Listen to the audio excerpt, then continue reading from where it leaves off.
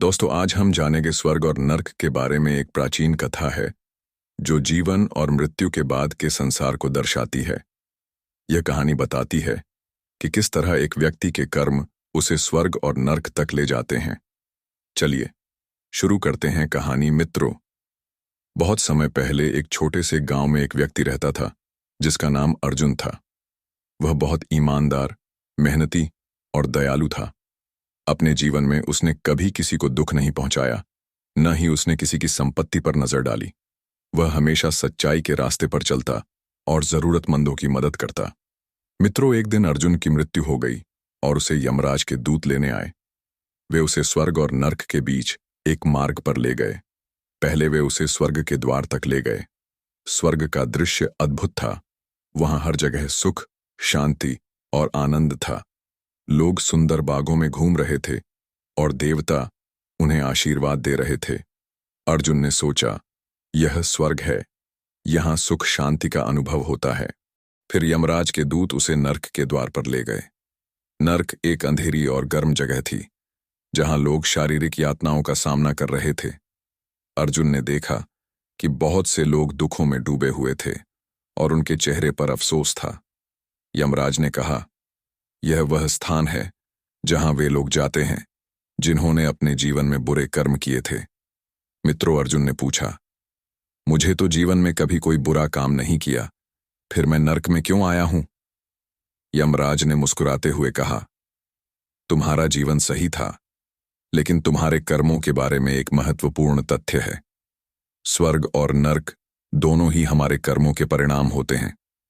वे सिर्फ हमारी सोच, आस्था और कार्यों से निर्धारित होते हैं। तुम जिस रास्ते पर चले हो उसी के अनुसार तुम्हें यहां लाया गया है।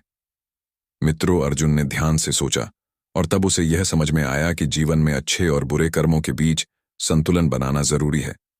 इस ज्ञान के साथ वह यमराज के साथ वापस चला गया और यह समझ लिया कि हमें अपने कर्मों से ही अपना मार्ग तय करना होता है।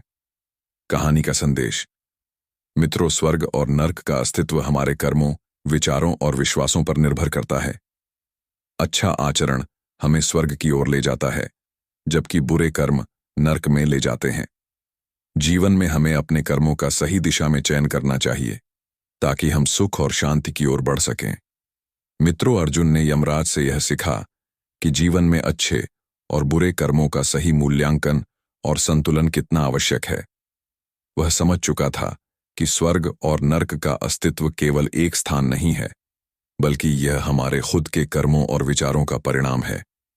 इस समझ के साथ अर्जुन ने यमराज से और अधिक ज्ञान प्राप्त करने का निवेदन किया। मित्रों, यमराज ने उसे उत्तर दिया, तुमने ठीक समझा अर्जुन। अब मैं तुम्हें जीवन का सबसे बड़ा रहस्य बताने जा रहा हूं।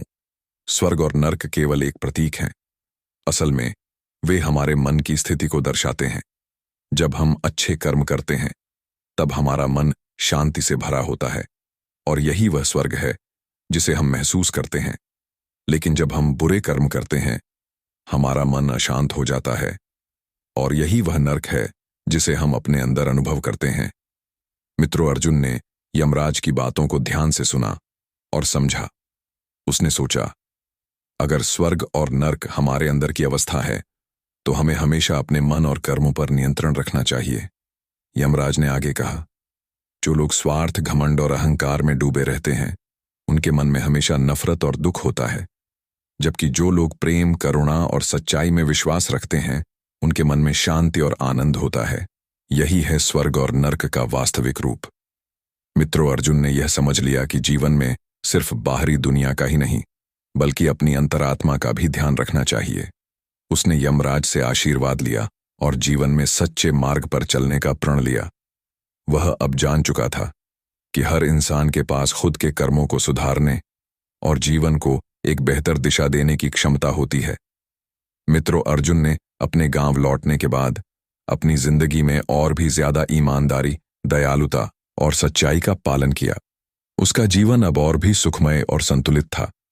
गांव वाले भी उसकी अच्छाई से प्रेरित होकर अपने जीवन को सुधारने लगे।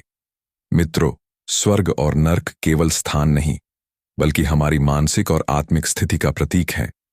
यदि हम अपने कर्मों, विचारों और भावनाओं को सही दिशा में रखते हैं तो हम अपने जीवन को स्वर्ग के समान बना सकते हैं। किसी भी परिस्थिति में अपने आत्मविश्वास और अच्छाई से न भटकते हुए जीवन को एक पवित्र और सकारात्मक दिशा में ले जाना ही असली सफलता है। मित्रों, अर्जुन के जीवन में परिवर्तन आ चुका था। वह अब न केवल अपने गांव में एक आदर्श नागरिक बन चुका था, बल्कि आसपास के इलाकों में भी उसकी सच्चाई और अच्छाई के चर्चे होने लगे। वह हमेशा अपने कर्मों और विचारों में संतुलन बनाए रखने की कोशिश करता और अपनी निंदा या प्रशंसा से प्रभावित हुए बिना अपने रास्ते पर चलता रहा। मित्रों, एक दिन जब अर्जुन अपने खेतों में काम कर रहा था, तभी एक साधु बाबा गांव में आए। वे अर्जुन के पास आए और बोले, तुम्हारी आंखों में एक विशेष प्रकार की चमक है। ऐसा लगता है कि तुमने जीवन का सच्चा रहस्य समझ लिया है। क्या तुम मुझे अपनी जीवन की सीख बता सकते हो? अर्जुन ने मुस्कुराते हुए साधु बाबा को उत्तर दिया, आपका सवाल बहुत गहरा है। मैंने जीवन में कई कठिनाइयां देखी, लेकिन एक दिन मुझे यमराज मिला और उन्होंने मुझे यह सिखाया कि स्वर्ग और नर्क केवल हमारे कर्मों के परिणाम हैं। यदि हम अपने दिल में अच्छाई और करुणा रखें तो हमारा जीवन स्वर्ग बन जाता है, और अगर हम स्वार्थ, घमंड और नफरत से भरे होते हैं तो हमारा मन ही नर्क बन जाता है। मित्रों, साधु बाबा ने गंभीरता से अर्जुन की बातें सुनी और फिर कहा, तुमने सही कहा बेटा, लेकिन जीवन में एक और महत्वपूर्ण पहलू है। वह है आत्मा की शांति। केवल अच्छे कर्म करने से ही नहीं, बल्कि अपने भीतर की आत्मा से जुड़कर ही हम सच्चे सुख और शांति को प्राप्त कर सकते हैं। तुम्हें यह समझना होगा कि न सिर्फ बाहरी दुनिया को सुधारना है, बल्कि भीतर की दुनिया को भी स्वच्छ और शांत रखना है।